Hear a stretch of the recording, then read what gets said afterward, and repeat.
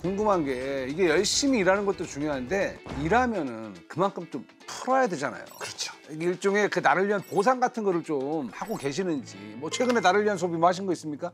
저는 보통 휴식이 집에서 저녁에 혼자 한잔 하는 거라서 네. 저를 위해서 위스키 한두 병씩 사서 먹는 쪽으로 소비를. 저를 위한 선물을 한 그렇게. 10년 있다가 장홍재 위스키 나오는 거 아니에요? 그것도 꿈이긴 합니다. 화학자가 만드는 위스키. 아, 컨셉 좋네. 야, 그 컨셉 되게 괜찮은데요. 네. 장홍주. 장홍주는 약간 전통주 느낌이 좀 나요. 저는 영상 제작 같은 거를 좀 하다 보니까 GPU를 아, GPU? 5080입니까? 5080. 5080을 큰맘 먹고 구매를 했습니다. 최근에 저를 위한 소비 중 제일 큰 건 PT 끄는 거. 아, 운동. 인생 처음으로 PT를 끊어서 했고 열심히 나가십니까?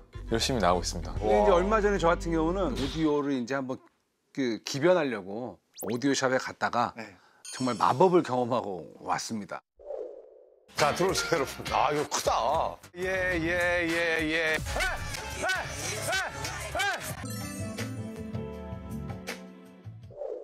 여기 있는 소리를 들으니까 이걸로 못 가요. 그렇죠. 결국에는 네. 예, 질렀어요.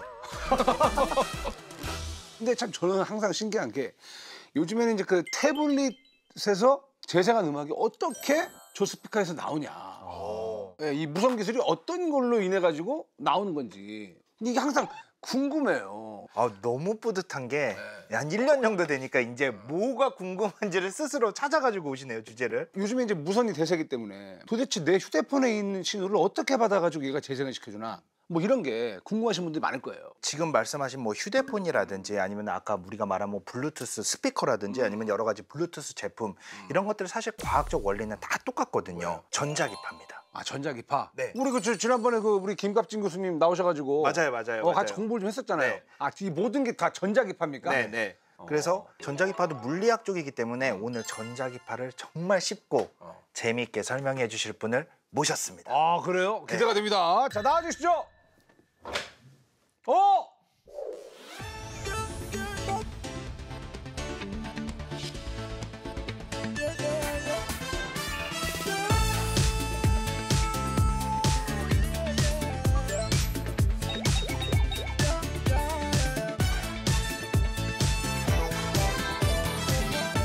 빵형! 우리 김범주 교수님. 야, 빵형. 반갑습니다. 예, 브레드 휘트. 브레드 휘트 빵형, 예. 야, 기차에 지금 너무 오랜만에 타셨거든요. 맞아요. 예, 그동안 어떻게 잘 지내셨습니까? 네, 잘 지냈습니다. 예, 뭐 여러 번 함께 기차를 탄 사이이긴 하지만 저희가 또 이제 새로 유입된 우리 시청자분들이 많이 계시니까 인사 한번 부탁드리겠습니다. 예, 안녕하세요. 저는 성균관대학교 물리학과에서 일하는 김범준이고요. 빵 먹는 물리학자. 로도 알려져 있습니다. 근데 통계 물리학이시잖아요. 맞습니다, 예. 근데 우리는 전자기인데 정통파가 맞나요? 그러니까 원래 진짜 물리학자가 오셔야 되는 거 아니에요? 그러니까. 오해하시면 안 되는 게 예. 물리학과에선 마치 불교의 4대 천왕처럼 4대 역학 그 네 가지가 고전역학, 양자역학, 양자역학, 그리고 전자기학, 전자기학, 통계역학. 통계. 그렇게 네 과목을 기본으로 기본으로 일단 누구나 깔고 배우는 가는 학문이다. 이거죠. 물리학자가 되려면 기본으로 이제 네, 깔고 맞습니다. 가야 된다. 그럼요. 우리가 저번에 그 전자기학을 배웠었거든요. 이번에는 또 전자기파입니다. 예. 전자기학이랑 전자기파 뭐가 다릅니까? 전자기학은 일반적인 전기와 자기 현상을 모두 다루는 학문 분야고요. 전자기파는 전자기학의 일부로서 전기장과 자기장이 시간에 따라서 변할 때 만들어지는 파동을 뜻해서 전자기학의 내용 중에 일부가 전자기파입니다. 굉장히 어려운 하루가 될 것 같습니다. 쉽지 않을 것 같아요. 예. 근데 전자기학이라는 게 좀 저도 지난번에 이제 오셔가지고 좀 뭐 배우긴 했는데 많이 어렵기는 하더라고요. 네. 그래서 오늘 설명드리기 위해서 작은 소품을 조금 챙겨왔습니다. 아, 좋습니다. 저는 사실 빵을 들고 오실 줄 알았더니 빵이 아니라 소품을 챙겨 오셨다. 전자기파 빨리 알아보도록 하죠. 예.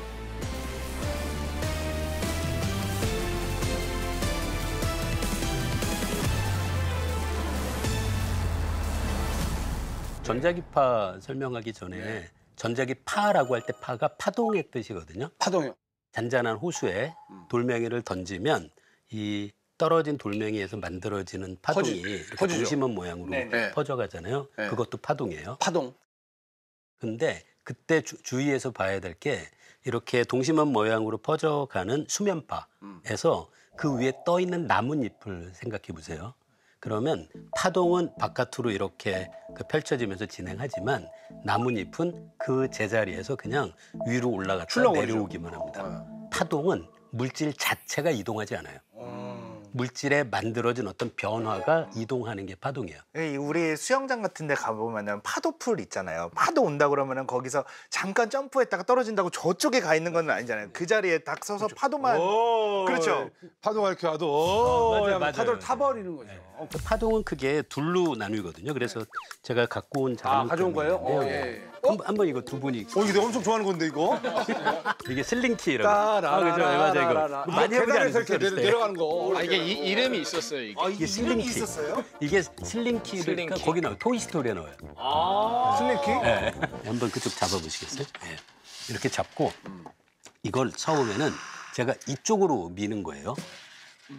그러면 얘가 저쪽으로 무언가가 전달되는 게 보이죠? 보이면 이게 진행할 때 어떤 부분은 좁아지고 조금 지나면 얘는 다시 펴지면서 이 앞이 좁아져요. 그렇죠. 이렇게 좁아지고 펼쳐지고 좁아지고 펼쳐지고 하는 게 이동하는 거지 이거 자체가 움직이진 않는다는 거예요. 이 모든 고리는 그 자리에서 왔다 갔다 하죠. 근데 교수님 계속 강조하실 때 파동에서는 실제로 뭔가가 움직이지 않는다라고 하시지만 살찌는 파가 갔다가 오려면 얘네들이 조금씩 움직여야 네, 되잖아요. 그렇죠. 그러니까 제가 움직이지 않는다고 하는 건 파동이 진행하는 건 저쪽 방향이잖아요. 이 매질 자체가 저쪽으로 계속 가는지를 묻는 거예요. 매질이 국지적으로는 조금씩 움직이지 않나요? 근데 다시 돌아오죠. 진동하죠. 저 링이 이쪽까지 직접 오는 거는 아닌 거잖아요. 움직이긴 하지만 이동은 하진 맞아요. 않는 거네요. 네, 궁금한 게 지금 매질이라고 하셨어요. 매질이 뭐예요? 이게 이게 파동이 전달될 때 매개의 역할을 하는 것이 일반적인 정의고요.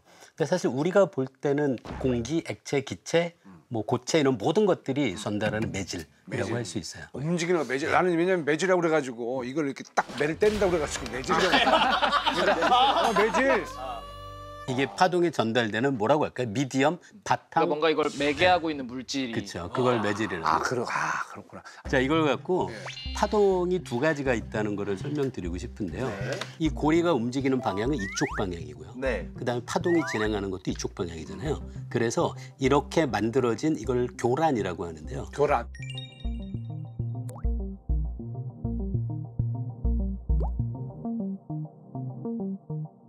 매질의 교란이 진행하는 방향하고 매질의 교란 자체가 갖고 있는 방향을 생각하면 이렇게 하면 그건 두 방향이 같죠. 네. 그래서 이걸 종파라고 해요. 종파요? 일렬종대 막 이런 거 들어가죠. 맞아요. 이게 종파. 아, 파동에도 이제 그 파가 있네요. 네. 따로. 종파. 그렇죠. 그다음에 이거를 옆으로 이동해봐요. 어? 그러면 이때는 매질에 만들어진 교란은 이쪽 방향이에요. 네. 근데 전달은 어쨌든 저쪽 방향이죠. 네. 그러니까 수직이 돼요. 이 그렇죠. 교란의 방향은 이쪽 방향, 네. 전달 방향은 저쪽 방향. 이렇게 되는 걸 횡파라고 해요. 횡파. 아, 이걸 횡파라고 그럽니까? 아, 이걸 횡파.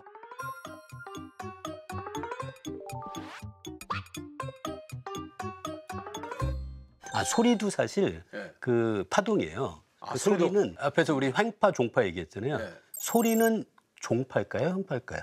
소리는 종파. 소리를 아 하고 소리를 내면은 근데 이렇게 하면 R&B는 횡파예요. R&B는 횡파야. 발라드는 종파. 기다리다. 이게 장르별로 달라요. 힙합은 종횡파. 힙합은 종횡파. 근데 반박을 못 하겠는데요. 둘러싸여. 근데 그건 아니고요. 네, 좋습니다. 소리는 제가 아 하고 성대를 올리면 이렇게 움직임이 만들어지잖아요. 이렇게 만들면 그 앞에 있는 공기가 또 이렇게 되고 그 앞에 공기가 이렇게 돼서 공기가 진동하는 방향이 이쪽이에요. 근데 소리는 저쪽으로 가잖아요. 네. 그러면 당연히 아까 슬링께서 봤듯이 종파죠. 우리가 살아가는 공기에서는 횡파가 못 만들어져요. 오, 진짜요? 횡파가 만들어지려면 어떻게 해야 되냐면 아까 이 슬링키처럼 이렇게 공기를 이렇게 했는데 소리가 저쪽으로 전달돼야 돼요. 근데 그럴 수가 없어요. 이게 유체라서 그렇지. 우리는 딱딱한 건 이렇게 하면 저쪽으로 움직이면 전달되는데 그 유체, 기체와 액체 같은 유체는 이렇게 해봤자 파동이 저쪽으로 전달이 안 되고 여기서만 이렇게 되는 거예요. 그 얘기도 꽤 재밌는데요. 마이크하고 스피커가 뭐가 다른지 아시겠어요? 마이크는 저기 뭐야 보내는 거고 네. 스피커는 보낸 거를 이렇게 또 퍼뜨리는 거 아니야? 네, 전달? 근데 사실 똑같은 스피커가 마이크로도 사용할 수 있어요. 어떤 거냐면 스피커를 생각해봐요. 그럼 스피커에 어떤 막이 있고 막이 떨리면서 이 제 성대가 울리듯이 그렇게 해서 만들어진 소리가 공기 중으로 전달되는 거잖아요. 마이크는 어떤 거냐면 떨림을 앞에 그 예전에 여러분이 김갑진 교수님한테 배운 전자기 유도를 이용을 해서 전류로 만들어요. 그래서 떨림을 전기 신호로 바꾸는 게 마이크, 전기 신호를 떨림으로 바꾸는 게 스피커. 네, 그렇게 되는 거예요. 갑자기 생각나는 게 이 역할을 바꿔버릴 수도 있더라고요. DJ 장비들 보면 네. 요즘엔 마이크를 연결할 수도 있거든요. 네. 근데 그 마이크 연결하는 데다가 헤드폰을 연결해가지고 헤드폰 그 있죠? 그걸로 하면 마이크가 나와요. 와, 제가 진짜 그렇게 해요. 그 위급할 때 DJ들이 그런 식으로 해요. 그러니까 음악을 듣다가 이 헤드폰으로 급하게 마이크 역할을 해버려요.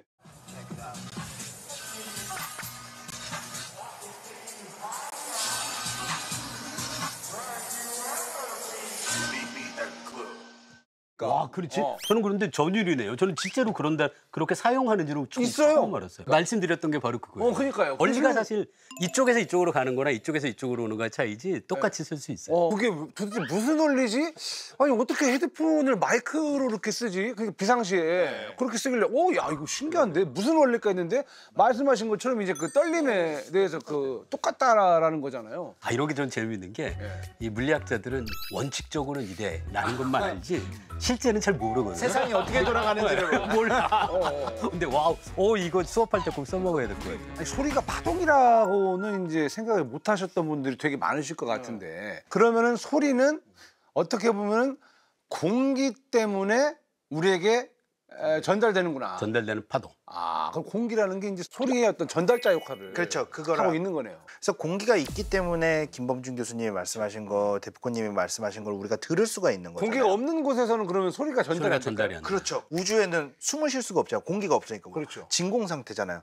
그래서 헬멧을 벗을 수 있다고 가정을 하고 저기서 누가 뭐라고 소리를 냈는데 우리는 들을 수가 없어요. 들을 수가 없다. 왜냐면 이 움직일 수 있는 매질 자체가 존재를 안 하니까 아무리 성대를 떨어도 그렇죠. 이 성대 떨은 이 에너지를 전달을 해줄 매개체가 없는 거죠. 보통 우리가 소리라고 하는 게 사실은 공기를 따라서 진행하는 것도 소리고요. 금속 혹은 뭐 액체를 통해서도 그 소리가 전달되잖아요. 수영장에서도 그 물속에 있어도 빨리 나와요. 지금 청소 시간입니다. 그럼 들리거든요.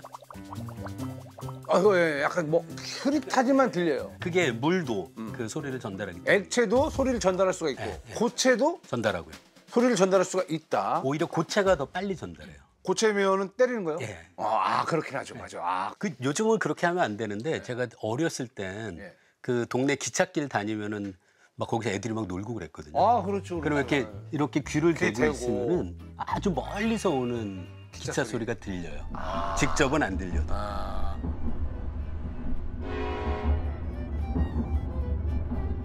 하시면 안 됩니다. 안 되지. 옛날 얘기. 자, 층간소음. 저도 한때 층간소음에 굉장히 시달렸던 사람으로서 좀 발망치 해보자. 진짜 민감하신 근데- 분들이 있어요. 근데 이제 내 방 같지 않은 분들이 계시잖아요. 나처럼 이렇게 신고 다니면 편한데 안 하시는 분도 계시니까. 이 발망치 소리가 도대체 이 층간소음이 어떤 원리로 나는 건지. 왜냐면요. 자기네들은 아니라는 거야. 자기는 만나죠. 아니라는 거예요. 그런 사람도 있잖아. 이렇게 보시는 분들 중에 분명히 윗집인데 자기는 아니래. 근데 정말 때때로 확인을 해보면 그 윗집은 없어. 해외가 있어요. 맞아. 아랫집에서 올라오는 경우도 있다고 그러죠. 옆집에서 올라오는 경우도 있다고 그러니까 미치고 팔짝대기를 누르시다 하는 분들 되게 많아요. 자, 층간소음. 이거 원리가 어떻게 됩니까? 생각해 보니까 층간소음의 벽이 하는 역할이 그냥 스피커네요. 스피커의 막이네요. 벽이요. 사실 벽도 제가 쿵 하고 하면 벽도 고체잖아요. 거기를 통해서도 소리가 아래로 전달되죠. 벽 자체가 움직이면서.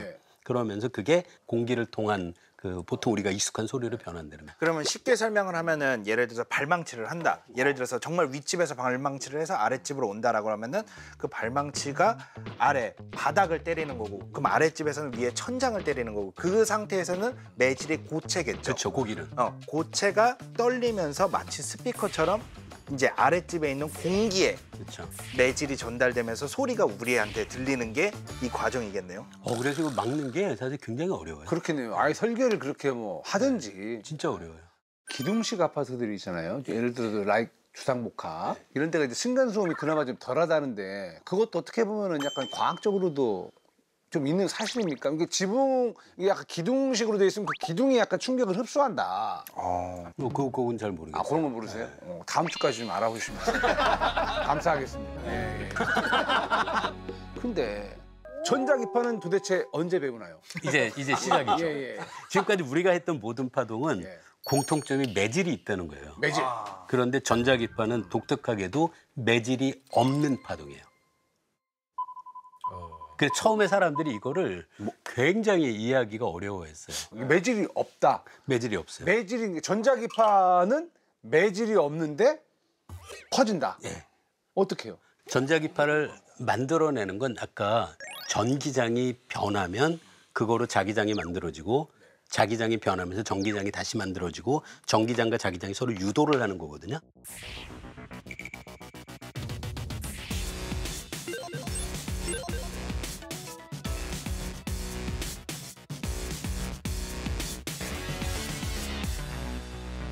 전에 그 김갑진 교수님 그 여기서 말씀 나누실 때 맥스웰 방정식 얘기 들으셨죠? 그 저도 봤는데 수식도 적으셨더라고요. 와, 그럼 사람들 잘 안 보는데.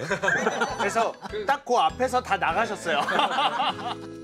지난번에 김갑진 교수님이 맥스웰 방정식을 소개해 주셨는데요. 맥스웰 방정식을 잘 결합하면 거기서 독특한 형태의 방정식을 유도를 할 수 있거든요. 그 방정식의 이름이 파동 방정식이에요. 파동 방정식. 그 파동 방정식의 수식을 보면 그 파동의 속도를 의미하는 그 상수가 방정식에 들어갈 수밖에 없어요. 그래서 그걸 보고 이 맥스웰 방정식으로 유도한 파동의 방정식의 속도가 얼마인지를 알 수 있거든요. 그걸 알았더니 흥미롭게도 당시 사람들이 알고 있었던 빛의 속도와 같다라는 게 알려진 거죠. 그 전까지는 빛하고 이 전자기 현상이 연결된다고 아무도 생각을 못했던 거예요. 근데 끄적끄적 그냥 이론 물리학자들이 계산을 해서 수식을 얻었는데, 여기 나오는 속도가 빛의 속도네라는 걸 딱 본 그러니까 거죠. 빛하고 이제 그 약간 파동이 결합된 거예요. 결합됐다. 그 방정식 때문에 우리가 전기를 쓸 수 있게 된 거죠. 아니 근데 과학자들이 그래도 빛도 약간 매질이 있다고 생각하시는 예, 그래서 이게 않았을까요? 우주에 무언가 정지해 있는 매질이 우주 공간을 다 채우고 있다. 암흑물질. 네, 아니 그건 아니에요. 그래서 우주를 가득 채우고 있고 정지해 있는 무언가가 있고 우주를 가득 채우고 있는 물질이 에테르라고 에테르요? 불러요. 에테르. 물이라든지 공기라든지 이런 거를 우리가 매질이라고 불렀잖아요. 네. 그거 말고 어떤 정체는 모르지만 그 무언가가 에테르다. 그걸 다 가득 채우고 있다. 근데 에테르는 아리스토텔레스 그 세계관에도 나오는 거거든요. 그래서 그 우주 천상의 물질을 구성하는 원소가 에테르다. 그래서 사실 거기서 이름을 갖고 온 거죠. 아리스토텔레스가 얘기를 한 거예요? 네, 사원소 이야기할 때 사원소 말고 5번째 원소가 있는데 이게 바로 에테르다. 에테르다. 그때부터 이어져 왔던. 그때는 매질이 있어야 된다고 생각했고 그 매질의 이름을 에테르라고 부른 거예요. 그런데 에테르가 만족해야 된 속성을 생각해 보면 이게 너무 희한해요. 한번 보세요. 물질이 뭔가 변화가 생겨서 전달되는 파동이라면 물질의 밀도가 클수록 전달 속도가 빨라요. 기체보다 액체, 그리고 액체보다 고체에서 속도가 빨라요. 네. 근데 빛의 속도가 얼마나 빠르냐고요. 너무 빨라요. 그럼 이게 뭐예요? 고체보다도 더 딱딱해야 돼요. 그렇죠. 그렇죠? 엄청나게 단단해야 돼. 그래야지만 엄청나게 빛이 빠른 속도를 설명할 수 있죠. 이게 모순이 된 거예요. 무진장 단단해야 될 것 같은데 투명하고 그리고 질량도 없어 보이고 이게 질량이 없는데 무진장 단단하다는 말이 좀 이상하잖아요. 근데 처음엔 그래도 있다고 생각했어요. 실험을 한 방법이 어쨌든 지구도 방금 말씀드린 에테르가 가득 채우고 있는 공간을 지구가 움직이잖아요. 그걸 이용을 해서 갔다 온 빛이 이렇게 갔다 온 빛과 수직 방향으로 갔다 온 빛이 다시 만났을 때 이 차이가 있는지를 본 거예요. 결과는요? 이건 아무런 차이가 없다. 아무런 차이가 없다. 고로 에테르는 매질이 아니오시다. 마이켈슨 몰리 실험이라고 하는데요. 물리학자들은 이 실험을 가장 성공적인 실패한 실험이다라고 봅니다. 성공적인 실패한 실험이다. 이렇게 가는 거랑 이렇게 가는 게 차이가 있기를 바랬는데 못 잰 거야. 그런 면에서 실패했죠. 근데 결국은 여기서부터 이어진 게 에테르는 없고 누가 보더라도 어느 방향으로 움직이는 사람이 보더라도 빛의 속도는 항상 똑같다. 이게 속도는 무조건 똑같을 수밖에 없다. 근데 물결이라는 건 어쨌든 내가 물을 또 건드리면 뭘 하면 뭘 건드리면 예, 파동이라는 게 이제 생기지 않습니까? 전자기파는 어디서 시작되는 건지. 이게 전자기파를 궁금합니다. 만들어내는 건 전하가 움직이면 무조건 전자기파가 나오니까요. 근데 전자는 뭐 모든 물질에 엄청 많잖아요. 그러니까 모든 것들이 사실 전자기파를 일정 부분은 다 만들어내고 있는 게 맞죠. 자연적인 것들도 있죠. 태양이나 아니면은 뭐 지구에서 나오는 화산 활동이나 뭐 이런 데서 나오는 전자기파들은 이제 화산 자연적 활동할 때도 전자기파가 나와요? 나오죠. 네. 이온들도 나오고. 근데 그 생각해보면 우리 뇌에서도 전자기파가 나오는 거죠. 나오죠. 여기 그 뇌에서- EEG 시그널 같은 게 다 전자기파. 그러면 우리 저기 뭐야 이거 전기 신호로 이렇게 움직이잖아요. 이게. 네, 맞아요. 그러면 그것도 다 전자기파에 뇌에서도 전자파 나오죠. 다 네. 이 자연에서도 나오는 전자기파가 있다. 꼭 전기를 꽂아서만 하는 게 아니라 자연에서건 우리 인체에서건 다 이렇게 보면은 뭐 나올 수 있는 게 전자기파다.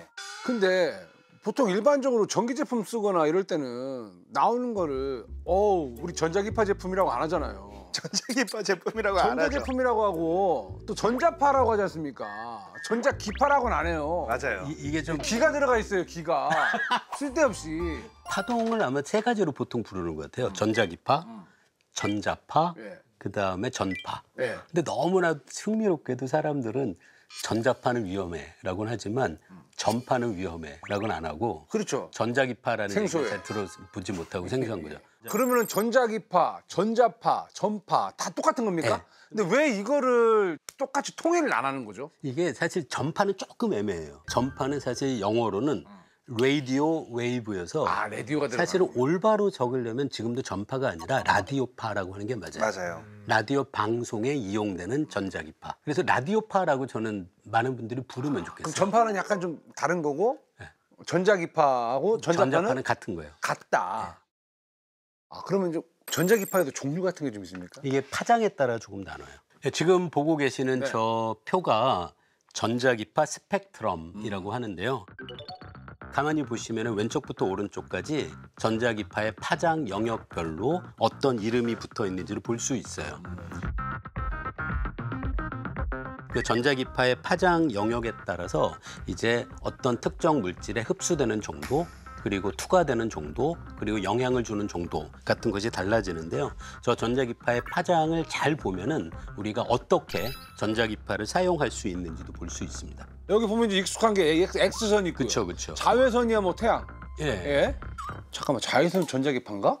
다 전자기파예요. 그것도 전자기파. 모든 게 UV인가요? 네. 그래요? 다 전자기파. 그게 전자기파였습니까? 네. 그래서 이 전자기파 계속 때려 맞으면 피부가 노화되고 그러니까요. 최대 전자파 방출기는 사실 태양이잖아요. 태양이죠. 엄청나죠.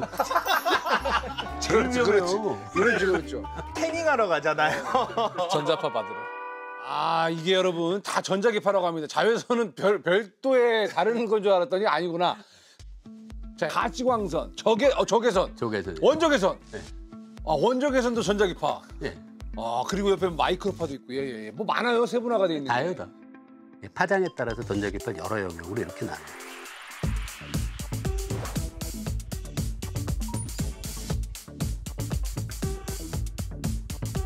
왼쪽 부분은 이렇게 저기 파장이 긴 쪽.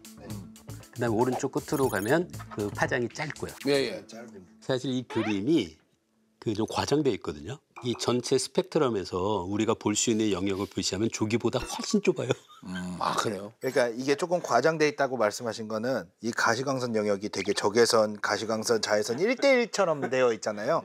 사실은 엄청 좁아요. 거의 약간 이 한 줄 정도 전체적으로 봤을 때 이 정도밖에 안 되는 거죠. 이걸 좀 늘려놨다. 네. 보기 편하시라고 일부러 이름 집어넣으려고 늘려놓은 거니까 그렇죠, 참고하시고 원래는 좁다. 엑스선부터 한번 좀 알아볼까요? 그 병원에서 찍는 그 엑스레이 네, 맞아요. 맞죠? 그거? 네. 예. 그 X선은 그 보통 우리가 사용하는 그 가시광선보다는 파장이 굉장히 짧아서 어떤 금속이 있으면 그 원자들 사이의 거리 정도 해당할 정도로 굉장히 짧은 파장을 갖고 있는 전자기파야. 여기 주파수가 있잖아요. 이 주파수가 10의 18승이 넘어요. 엄청나게 크잖아요.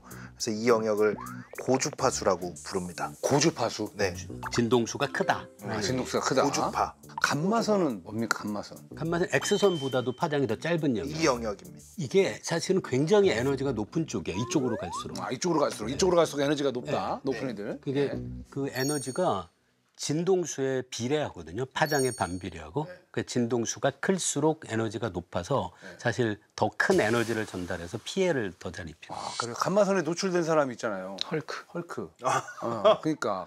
근데 감마선을 의료용으로도 써요. 그래요? X선은 우리가 쫙 이렇게 싸가지고 몸에서 좀 단단하게 있는 뼈라든지 이런 것을 구분한 데 쓰지만 감마선 위험하니까 이렇게 싸버리면 사람이 피폭돼 죽을 수 있거든요. 그러니까 아주 작은 빗살들을 사방에서 한 192개인가를 총을 배치해서 한 점에서 모이게 만들어요.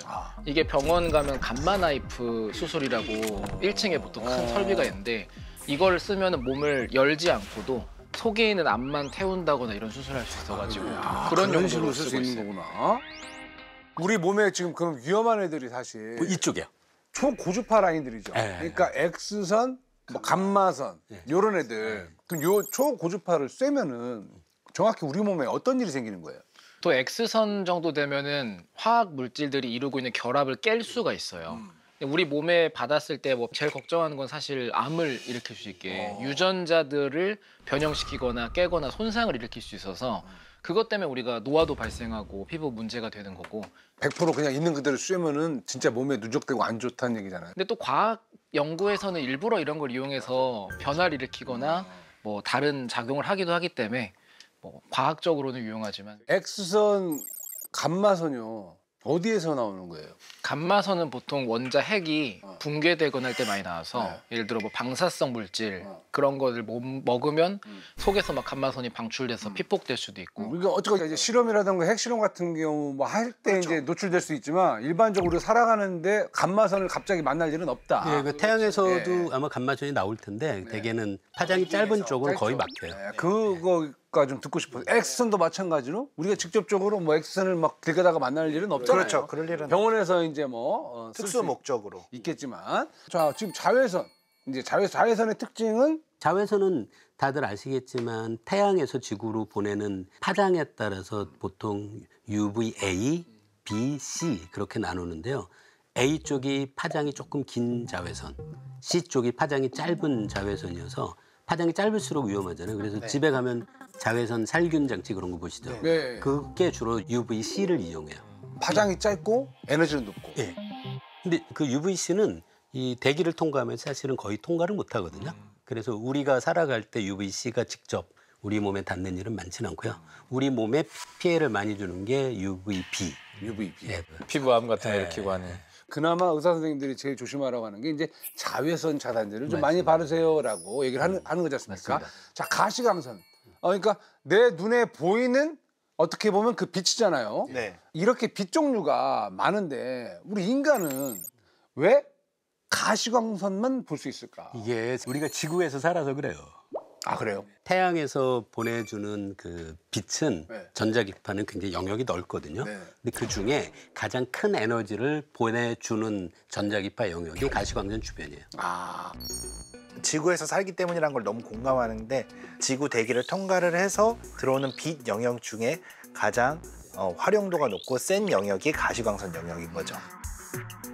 우리가 왜 저 가시광선 영역만 볼까 했을 때 빛이라고 하는 거, 전자기파라고 하는 게 생명체 입장에서 보자면 두 가지가 있는 것 같아요. 빛을 수확해서 에너지로 활용하거나 아니면 빛을 감지해서 시각적인 정보를 활용하기 위해서는 생명체는 그거를 탐지하거나 이용할 수 있는 시스템을 만들어야 되거든요. 근데 거기에도 비용이 든단 말이죠. 모든 빛을 다 활용하는 것은 사실 비효율적이고 자원 낭비고 제일 풍부한 그 전자기파 파장대가 딱 저기인 것 같아요. 제가 진화 관련해서 공부를 해본 적이 있었는데 원래 처음에는 포유류가 만들어지기 전에 막 파충류나 이런 애들은 원래 우리가 보는 RGB라 말하는 그 색깔과 더불어서 RGB, 예. 자외선도 볼 수가 있어요. 그래서 사색 시야를 가지고 있는데 포유류가 생겼는데 그때 문제가 지상이 공룡한테 점거가 돼 있는 거예요. 그러니까 포유류들은 몸이 작고 하니까 야행성이 되고 밤에는 어차피 해가 안 뜨니까 자외선을 볼 필요가 없어지고 또 빨강 초록빛을 볼 필요가 점점 없어지면서 시야가 2개로 줄어버려요. 그 다음에 이제 다시 낮으로 나오면서 변이가 생겨서 색을 볼 수 있게 된 게 인간이고 그 변이를 못한 게 개래요.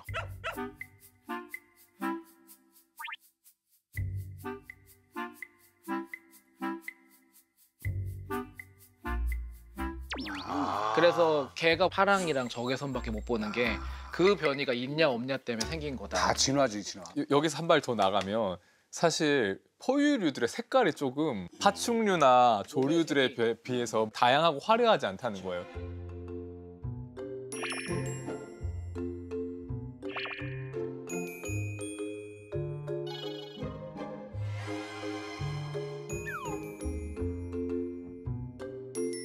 우리가 이 시각이라고 하는 신호가 특히 성선택 같은 것도 굉장히 중요할 텐데 다양한 파장대를 인식할 수 있는 능력이 떨어지면 사실 다양한 파장을 활용해서 나를 꾸미고 혹은 뭐 위장하고 해야 되는 선택압도 낮아서 예, 그런 것들 다 맞물려 있다라고 해석을 하기도 하더라고요. 자 이제 전파로 갑니다. 전파 영역. 우리가 진짜 이제 많이 사용하잖아요. 전파가 아까 우리 얘기한 것처럼 라디오파라고 하잖아요. 예. 그 라디오파라고 하는 이유가 라디오 방송에 많이 이용한다는 뜻을 처음에 갖고 시작된 단어 같아요. 단파 라디오 할 때 뭐 그런 거고. 그 우리가 많이 사용하는 지금 현재 라디오 방송을 생각하면 AM 방송, FM 방송, 그렇죠. 뭐 휴대폰 통신 그런 걸 또 모두 다 전파 영역에 휴대폰까지. 전자기파. 예를 들어 보통 EBS 라디오 방송에 FM이면 그러면 사용하는 전자기파의 파장이 3m 정도예요. 3m. 우리가 FM 라디오 파장이 그렇게 길어요? 예를 들어 웬만한 나무 정도면은 3m 파장이 보기에는 있으나 없으나 별 차이 없잖아요. 그래서 나무 한 그루로 뒤에 있다고 해서 FM 방송을 못 들을 일은 없어요. 그만큼 좀 와이드하게. 큰 건물. 예를 들어 터널 안. 그렇게 되면 이제 FM 방송은 안 나와요. 지하. 그런데 AM 방송은 파장이 몇백 미터예요. AM 방송은. 그럼 AM은 웬만한 데서 다 나오는 네, 거예요? 웬만하면 그래서 AM 방송은 그 파장이 길수록 송수신이 더 잘 돼요. 파장이 길다라는 거는 정보가 더 큰 단위로 오기 때문에 우리가 어디서든 수신할 수 그러니까 있다는 이렇게 덩어리로 오는데 네. 요만한 거 있어봤자 얘가 있는 없든 상관없잖아요. 그래서 AM 방송이 더 멀리 잘 전달. 파장은 그냥 쉽게 생각 보폭 같은 거라서 보폭이 크면은 잔잔바리가 있어도 지나갈 수 있고 그냥 그런 거죠. 보폭이 작으면 걸리잖아요. 진격의 거인에서 사람이 성벽을 통과를 할 수는 없지만 거인이 성벽을 통과를 해서 들어올 수 있는 거랑 비슷하다. 수신한다는 거. 맞아요. 아니 근데 궁금한 게 그러면 어쨌건 우리는 라디오 방송이 아니라 TV잖아요. 네. 라디오는 이제 이렇게 말씀을 하셨는데 그럼 TV 같은 경우는 이제 영상하고 음성이 이제 같이 보내고 또 받지 않습니까? 네, 그것도 얼마든지 가능한 그러면 거죠. 어떻게 이거 똑같아요. 라디오 방송하고. 다 똑같아요? 진동하는 전자기파의 형태로 다 정보를 바꾼 거죠. 그렇게 해서 보내면 받는 쪽에선 그 정보를 다시 분해해서 영상은 이걸로 만들고 그다음에 소리는 이걸로 만들고 하고 다시 분해하는 거죠. 그러니까 전달하는 거는 사실 다 똑같아요. 길이는 얼마나 될까요? 영상 이 TV 쪽은요? TV 안테나를 보통 이 길이를 어떻게 옥상에다가 정하냐면 설치하는 거. TV 방송에서 사용하는 전자기파 파장의 4분의 1일 거예요. 옛날에 그 집집마다 있었던 그 TV 안테나, 옥상에 있던 안테나 그 막대 길이가 거의 비슷한 거네요. 그러면 그래서 집에서 만약에 FM 방송이 잘 안 들리잖아요. 자주 듣는 FM 방송국의 그 진동소리 알고 있어요. 그럼 그거 갖고 계산해서 선 길이를 딱 맞게 하잖아요. 그럼 조금 더 잘 들려요. 진짜요? 야. 그럼 그 안테나를 무작정 크게 만든다고 더 잘 될 것도 없는 거네요. 딱 그래갖고 맞게 해야 사실 되는 거지. 전파 영역에 따라 안테나가 다 달라요. 그 위성 안테나는? 이게 위성 안테나는 접시잖아요. 접시, 예. 그럼 금방 생각할 수 있어요. 네. 위성 안테나는 사실 이게 그 오목 거울이에요. 모아줘. 보통 거울은 빛을 반사하는데 얘는 이게 이런 모양이니까 얘를 반사해서 여기 모으는 거죠. 더 강하게. 이 안테나가 이런 모양이란 얘기는 위성 방송에 사용하는 전자기파의 파장은 엄청 짧다는 거예요. 전파라는 거는 그럼 우리 주변에 어디든 다 있겠네요. 그죠? 어디 다 있죠, 어디나. 예. 근데 궁금한 게 전파라는 거는 어쨌든 지금 여기에도 있을 텐데 우리 몸을 통과하거나 지나가도 괜찮은 건가요? 근데 대부분은 보통 지나가도 큰 문제는 없어요. 게다가 어떤 에너지를 전달하기 위한 전자기파가 우리 주변에 많은 게 아니라 신호를 전달하는 전자기파가 많잖아요. 그런 건 사실 신호만 전달하면 되니까 그렇게 큰 에너지를 갖고 있지도 않아요. 아, 그래요? 사실 이거에 대해서는 미국 암연구소에서도 연구를 해본 적이 있거든요. 공식적으로 어떤 부분이 해롭다라는 연구 결과는 아직까지 나온 거는 없어요.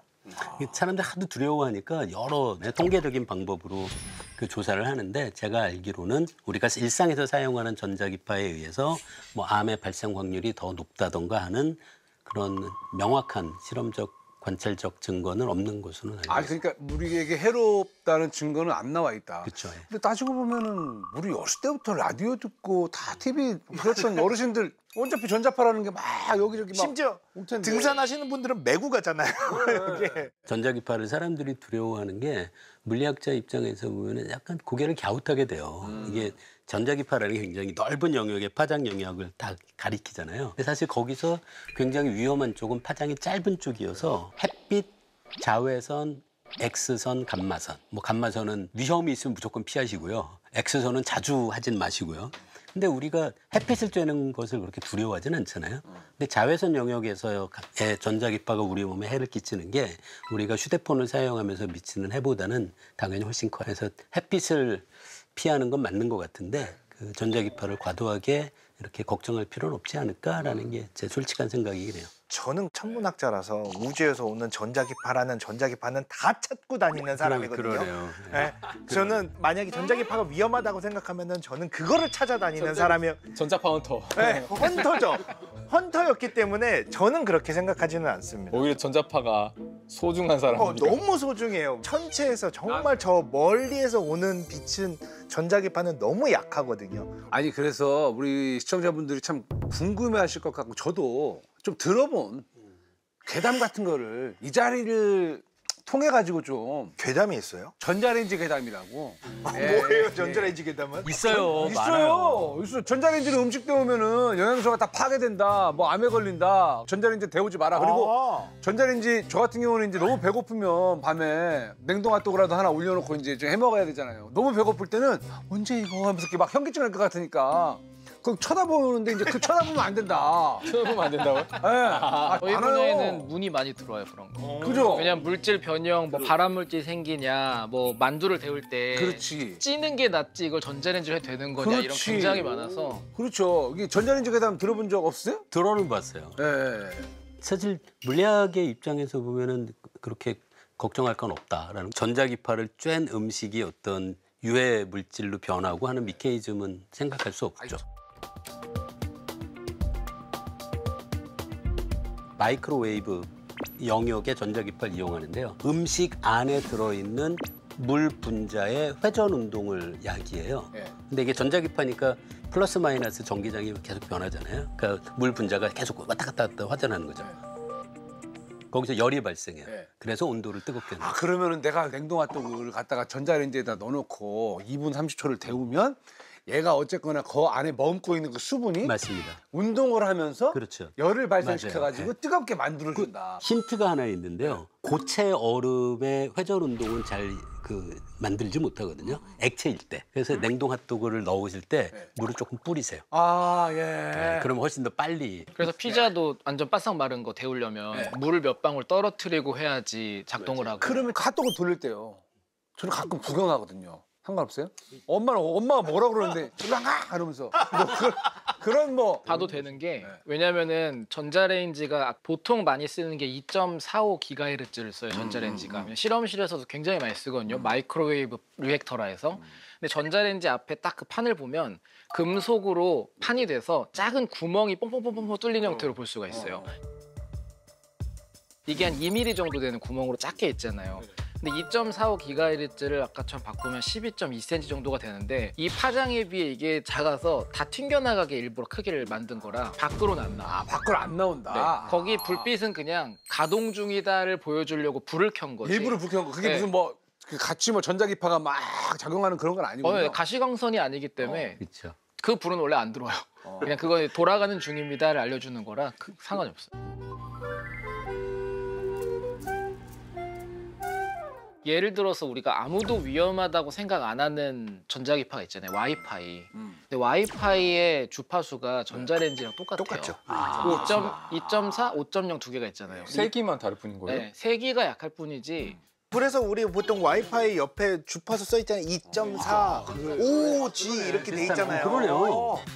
근데 어차피 와이파이는 모든 데 지금 다 가득 근데 차고 와이파이는 우리가 잘 쓰니까 안전하다라고 생각하고 전자레인지는 안 된다? 이거는 물리학적으로는 이게 쓸 수 있다는 거는 검증을 한 거죠. 이렇게 사용하고 여기 노출돼도 문제가 없다. 네. 당연히 휴대폰에서 전자기파 나오겠죠. 그거 외에도 많이 열도 나오고 할 거고. 근데 그게 바지에 넣고 다녀도 문제가 없다라는 정도까지는 현재 과학 검증이나 여러 사례로 입증이 됐기 때문에 쓰는 거고.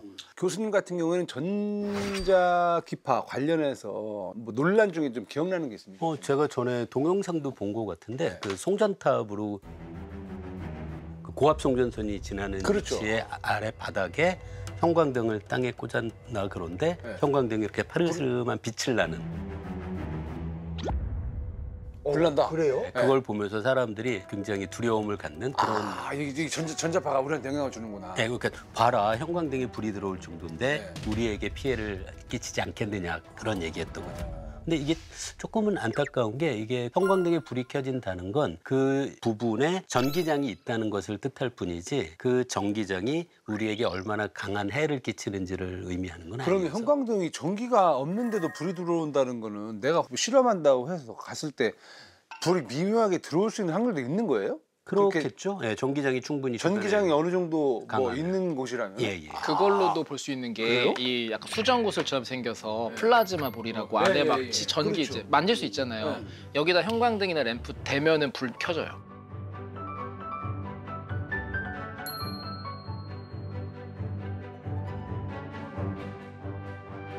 그 원리는 뭐예요? 그냥 전압 걸어가지고 속에 기체 같은 게 차 있는데 거기서 플라즈마 상태가 만들어지게 하는 것뿐인데 그것도 전자기파죠. 그쵸 다 거기 왜냐면 이동이 생겨 있으니까 계속해서 그래서 거기다. 사람 만지잖아요 마음대로 그렇죠. 만지면 여기로 막 선들 끌려오고 이쪽으로 오죠. 근데 이거 위험하다고 생각 안 하고 다 애들 장난감이잖아요 근데 이것도 똑같이 형광등 여기 갖다 대면 그러네요. 연결 안 돼도 불이 켜져요 이거는 장난처럼 하는데 형광등에 파르스름한 불빛 들어온다고 사람들이 과도하게 두려움을 느낄 필요는 없는 것 같다. 그래서 이제 송전탑이라던가 아니면 뭐 데이터 센터 같은 건물들 이렇게 건설할 때마다 이슈가 되지 않습니까? 맞습니다. 걱정도 많이 하고. 사실 저는 그렇게 걱정 안 해도 되지 않을까라는 개인적인 의견은 있는데요. 그 이유가 전기장이 만들어지면 전기장이 거리가 멀어지면 전기장의 세기가 줄어들거든요. 네. 근데 이게 거리의 제곱에 비례해서 꽤 빨리 줄어들어요. 그래서 에너지는 거리에 따라서 거리의 4승에 4제곱. 4제곱에 반비례해서 줄어들어서 사실 조금만 거리가 멀어도 전기장의 세기는 약해요. 게다가 고압성전선을 보면 라인이 하나가 아니라 보통은 3개까지도 쓰거든요. 이렇게 3개를 쓰면서 어떻게 하는 거냐면 각각의 그 라인을 통해서 전달되는 이 전력의 파동을 똑같은 모양을 3곳으로 보내는 게 아니라 조금 어긋나게 보내갖고 여기서 얘들이 상쇄가 돼요. 조금만 거리가 떨어져도. 그래서 전기장의 세기가 아까 4승분의 1보다도 훨씬 더 빨리 떨어져요. 그런 면에서는 조금만 거리가 멀어져도 사실 큰 위험은 없다는. 아직까지는 뭐 위험성에 대해서 그렇게 걱정할 걱정된 건 없다. 수 있는 그런 그 어떤 그 결과나 이런 게 발표가 되지가 않았다라는 그런 얘기잖아요. 당연한 얘기일 수 있겠지만 그래서 제일 중요한 건 저는 연구인 것 같아요. 왜냐하면 전자기파라고 하는 게 혹은 전자파라고 하는 게 뭔가 제대로 알아야지 그럼. 위험한지 위험하지 않은지 판단하고 거기에 따라 행동을 할 수가 있잖아요. 그런 것들을 연구를 통해서 우리가 전자기파나 뭐 전자기장이 생체에 미치는 영향 우리가 자세히 알아가다 보면 이거는 괜찮고 요거는 조금 더 주의할 필요가 있고 이런 것들을 분간하는 데 큰 도움이 되지 않을까. 오늘 그래도 얻어간 것 중에 여러 가지 많이 얻었지만 전자레인지에 대한 약간 공포가 있었는데 마음껏 써도 되겠구나 라는 생각은 좀 들었습니다. 저 하나만 말씀드립니다. 오늘 이 방송을 통해서 전자파라는 말 대신에 전자기파로 통일하자. 전자기파로 적어도 이 방송을 보시는 분들은 쓰셨으면 좋겠어요. 아니 저도 제가 좋아하는 전자제품들 특히나 뭐 오디오 그리고 뭐 컴퓨터 게임 이런 게 다 우리 전자기파 덕분에 제가 누리는 혜택이라고 생각을 하니까 이번 시간을 통해 가지고 그냥 받아들이고 잘 이용하면서 살아야겠다라는 생각이 좀 강하게 드는 것 같아요. 다음에 또 우리 기차에 타 주십시오. 예. 감사합니다. 네, 아유. 우리 헬륨 가스 마시면 맞아요. 목소리 높아지잖아요. 이게 성대 앞쪽의 공기가 원래 이 공기보다 훨씬 가볍고 밀도가 낮은 헬륨으로 차 있으니까 같은 정도로 말해도 이게 나오는 게 달라져요. 그리고 반대로 헬륨보다 훨씬 무거운 크립톤 같은 거를 마시면 목소리가 쫙 낮아지고. 그래서 궁금했던 게 저는 이제 고막 앞에도 헬륨으로 채우면 높이 들릴까가 싶어서 해봤어요. 오, 진짜요? 이게 기분 탓인지 모르겠는데 쏘면서 해봤거든요. 역시 달라. 살짝 더 높게 들린 느낌이 있어요. 높게 들려요? 우리가 그 물 속에 들어갔을 때도 밖에서 말하는 거랑 목소리가 다르죠. 달라요. 그것처럼 조금 달라요. 그렇구나. 되게 재밌어요. 헬륨을 귀에 넣어볼 생각을 했다는 게. 혹시 세기만의 과학자예요. 네, 세기만의 과학자. 두통, 치통, 생리통 등등등. 이 알약 하나가 뭐라고 몇 시간을 고생하던 게 하루아침에 싹 날아가는지. 이 분야를 정말 잘 소개해 주실 수 있는 약학자분을 모셨습니다. 포암 의학상을 수상하셨습니다. 엄청나신 분이라. 내가 어디가 어떻게 아픈 줄을 알고 약이 딱 내가 아픈 데를 낫게 하는 건지. 약이 딱 맞는 그 효소를 찾아가서 거기 결합을 하면 통증을 만들어내는 기능이 이제 불락이 되는 거죠. 단백질과 약은 아주 밀접하게 관계에 있고 단백질을 빼고 약은 생각할 수가 없기 때문에 단백질하면 헬스할 때 프로틴 바우더 쉐이커. 변형된 단백질의 구조를 알고 그 구조에 딱 맞는 약을 디자인하면 대부분의 질병을 고칠 수 있겠네. 이거 잘만 다루면은, 예? 진짜 마법의 신약도 만들 수가 있다.